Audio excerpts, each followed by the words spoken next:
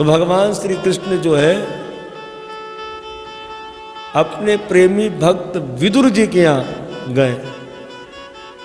दुर्योधन को मेवा त्यागो, साग विदुर घर खाई, सबसे ऊंची प्रेम सगाई। तो प्रसंग आता है ना कि विदुर जी के घर चले गए। तो यहां पर जो है भगवान श्री कृष्ण ने कहा कि दुर्योधन, ना तो तुझसे मेरा प्रेम, मैं ना तुझसे प्रेम करता हूं, ना तो मुझे भूख, हमारा भोजन तो विदुर काका जी के घर है। भगवान कृष्ण ने राजा धृतराष्ट्र से कहा कि हे राजन, ये दुर्योधन आदि अगर तुम्हारे बेटा है तो युधिष्ठिर, भीम, नकुल, सहदेव, अर्जुन ये भी तो आपके ही बेटा है, क्योंकि आपके छोटे भाई पांडवों के बच्चे हैं। अरे कुछ नहीं तो इनको 5 ग्राम यानी कि 5 गांव दे दो, जिससे गौ आदि पाल कर ही अपनी जीविका चला ले। धृतराष्ट्र तो कुछ नहीं कहा। दुर्योधन बोल उठा, हे कृष्ण, क्या कहा तुमने? 5 गांव? अरे मैं तो सुई की नोक जितना राज्य भी नहीं दूंगा। भगवान मुस्कुराए। भगवान ने कहा अब तो युद्ध ही होगा। युद्ध के विषय में कहकर भगवान श्री कृष्ण चले गए। धृतराष्ट्र घबराया और धृतराष्ट्र ने अपने छोटे भाई विदुर महाराज जी को बुलवाया। और विदुर महाराज जी ने जो सुंदर ज्ञान का उपदेश दिया उसे कहते विदुर नीति। विदुर महाराज जी कहते अपने बड़े भाई से, मैं आपके कल्याण के लिए आपको ज्ञान का उपदेश दे रहा हूं, इससे सुने। ये जो दुर्योधन है, दुर्योधन तुम्हारा बेटा, ये मूर्तिमान कलयुग है, ये कौरवों का पाप है, इसका त्याग कर दो, नहीं तो पूरा कौरव वंश का नाश हो जाएगा। विदुर महाराज जी विदुर नीति में कुछ बातें हमें बताते हैं, उसे ध्यान देकर सुने। कौन वो लोग हैं जिनका कभी हित नहीं होगा, कभी कल्याण ना होगा? तो सबसे पहले ईर्ष्या करने वाला। जो ईर्ष्या करता है ना, वो कभी जिंदगी में कामयाब नहीं हो सकता। इसलिए कहते हैं ना कि मच्छर और मत्सर, मच्छर बाहर से काटता है और मत्सरता जेलसी अंदर से काटती है। ये मुझसे आगे कैसे चला गया, हाँ, ये विद्वान कैसे बन गया, इसे लोग इतना प्यार क्यों करते हैं? इसलिए ये जीव अपने दुख से दुखी नहीं, पड़ोसी के सुख से दुखी है। इसलिए ईर्ष्या। तो विदुर जी महाराज जी बोलते ईर्ष्या का त्याग करना चाहिए। दूसरा, असंतोषता। जितना मिल जा रहे हमारे पास तो कुछ भी नहीं है, हमारे पास तो कुछ नहीं है। तो जो रोता रहेगा उस जिंदगी में रोता ही रहेगा, उसे कभी भी कामयाबी मिलने वाली नहीं। जो असंतुष्ट रहता है, क्या मिला मुझे, कुछ भी नहीं, रोता ही रहता है, वो रोता ही रहेगा। बात बात पर क्रोध करने वाला, ये व्यक्ति भी कभी कामयाब नहीं हो सकता। जो बात बात पर क्रोध करता हो कभी कामयाब नहीं हो सकता। शक करने वाला, शकी व्यक्ति कभी भी कामयाब नहीं होगा। और हमेशा दूसरों से मांगने वाला, ये भी कभी जिंदगी में कामयाब नहीं हो सकता। जो हमेशा मांगता ही रहेगा, मांगता ही रहेगा, मांगता ही रहेगा, ये भी कभी भी कामयाब नहीं होने वाला। तो ये विदुर महाराज जी हमें शिक्षा दे रहे विदुर नीति के द्वारा। विदुर महाराज जी कहते हैं कि तुम अपने पुत्र दुर्योधन का त्याग कर दो, इसी में सबका कल्याण है। धृतराष्ट्र तो कुछ नहीं बोला। दुर्योधन बोल उठा, हे दासी पुत्र, खाता हमारा, भजन पांडवों का करता है। इसे केवल मेरे राज्य में श्वास लेने का अधिकार है, इसे मेरे राज्य से बाहर निकाल दो। विदुर जी महाराज जी ने सोचा ये मुझे निकाले, इससे अच्छा हम खुद ना चले जाए। तो विदुर जी महाराज जी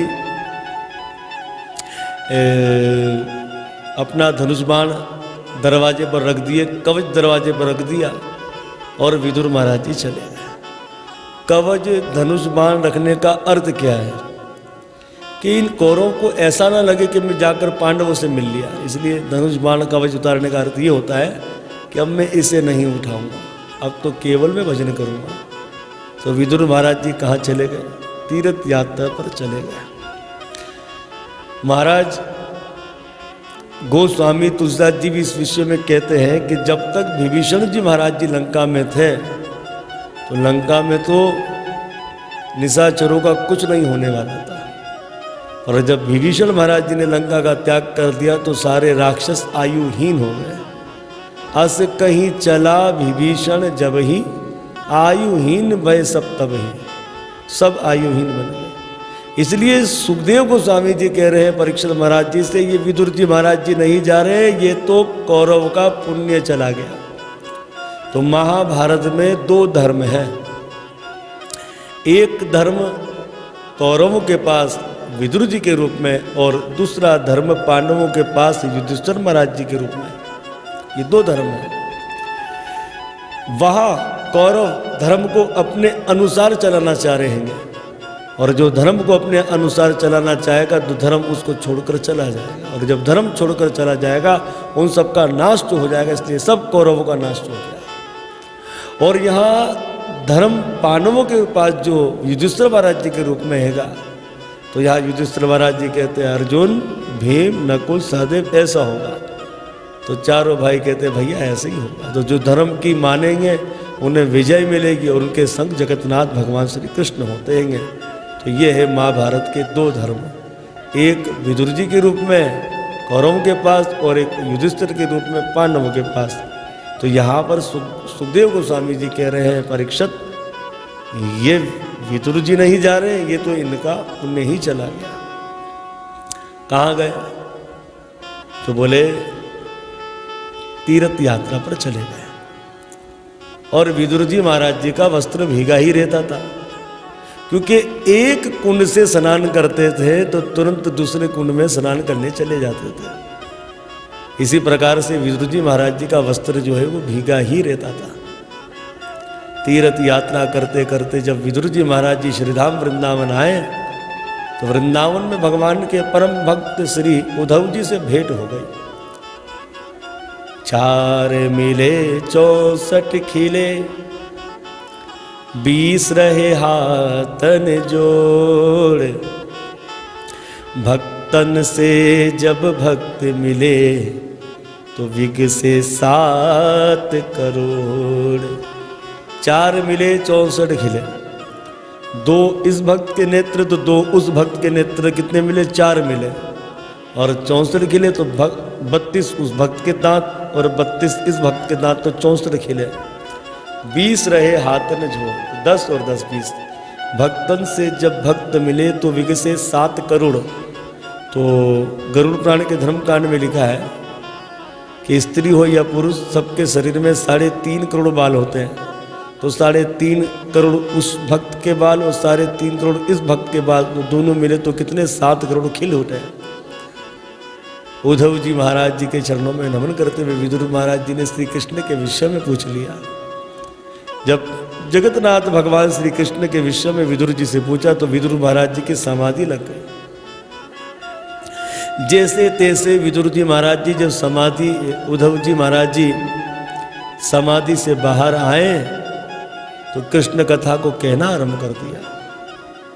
कृष्ण कथा को कहते कहते उद्धव जी महाराज जी रो रहे हैं, हम कृष्ण को समझ ना सके। जैसे चंद्रमा समुद्र में था और समुद्र चंद्रमा को एक अपनी ही पानी की मछली समझता था, पर जब समुद्र से चंद्रमा निकले, प्रकट हुए, तो समुद्र अपने आप को कोसने लगा कि ये देवता मेरे पास था, मैं देवता को समझ ना सका।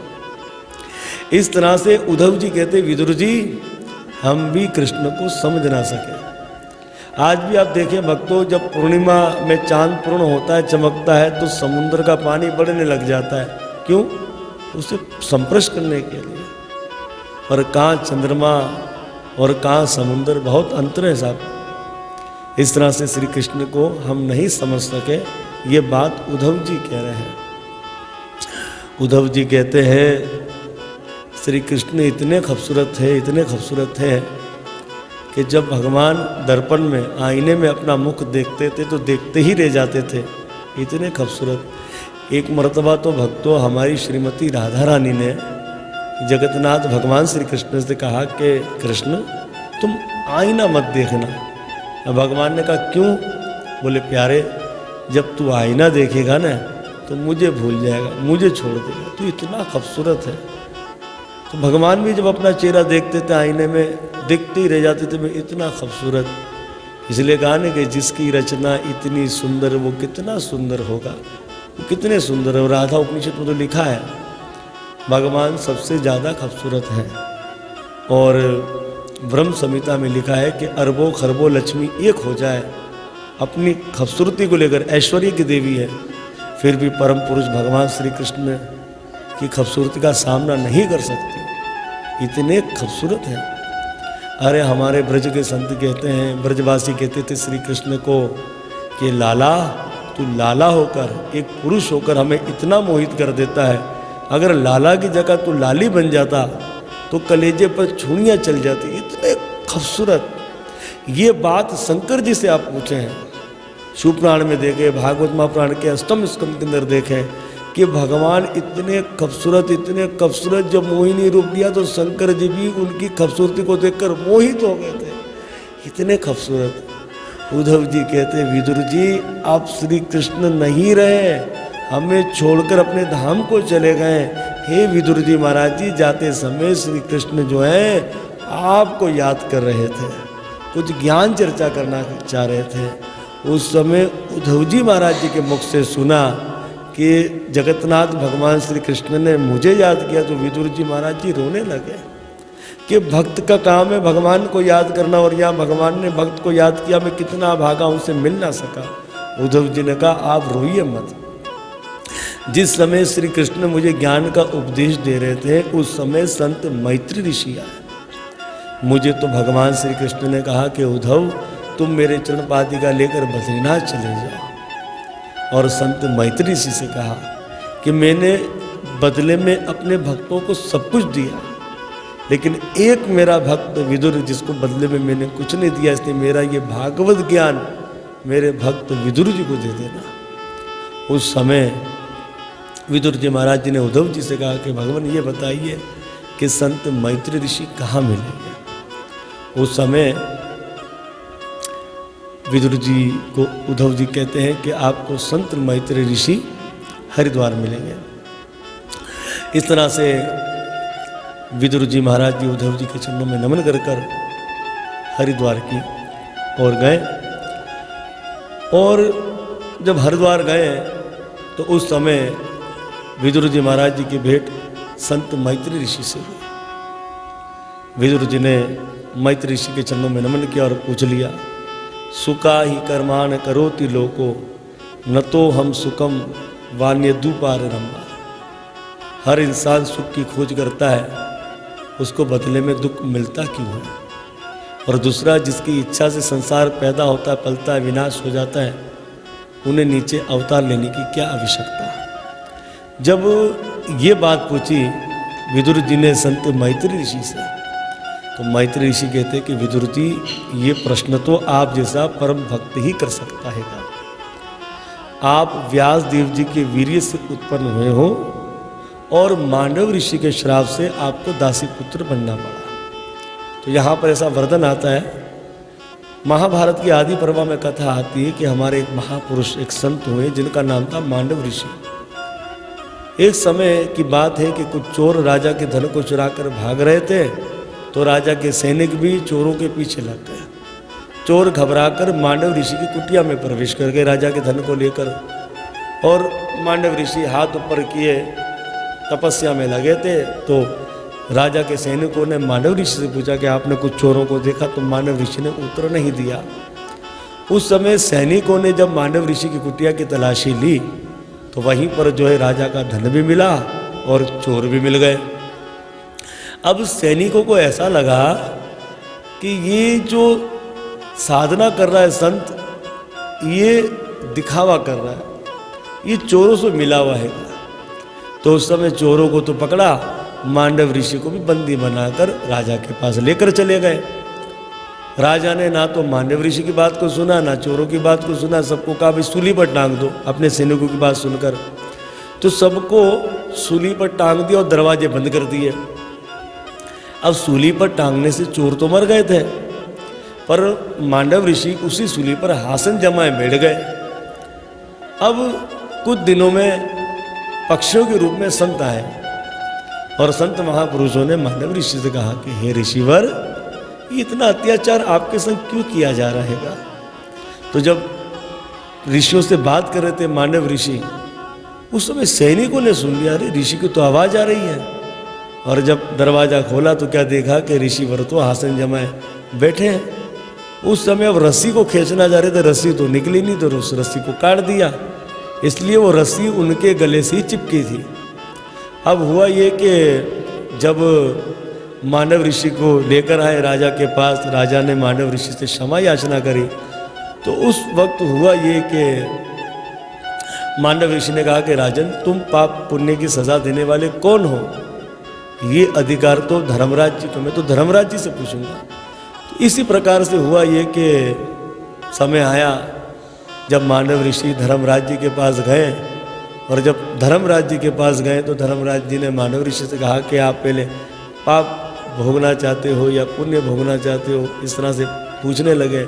तो मांडव ऋषि ने कहा, धर्मराज पहले तो ये बताओ कि मैंने अपने जीवन में कौन सा पाप किया जिसके कारण मुझे सूली पर टंगना पड़ा।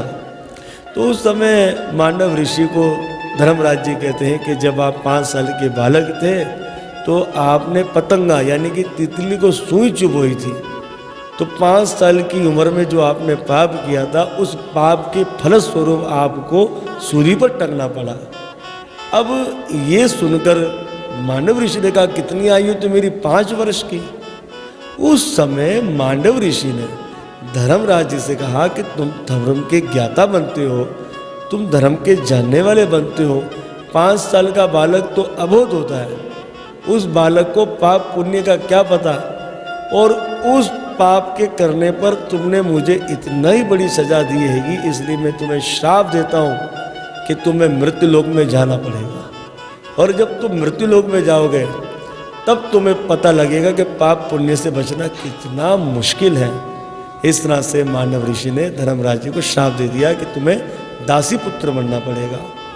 और यहाँ मांडव ऋषि ने एक कानून बनाया, जन्म से लेकर 5 साल की अवस्था में बच्चा जो भी पाप करेगा उसको कोई भोगने वाला नहीं, और 6 वर्ष की अवस्था से 14 वर्ष तक बच्चा जो भी पाप करेगा बच्चे के माता पिता भोगेंगे।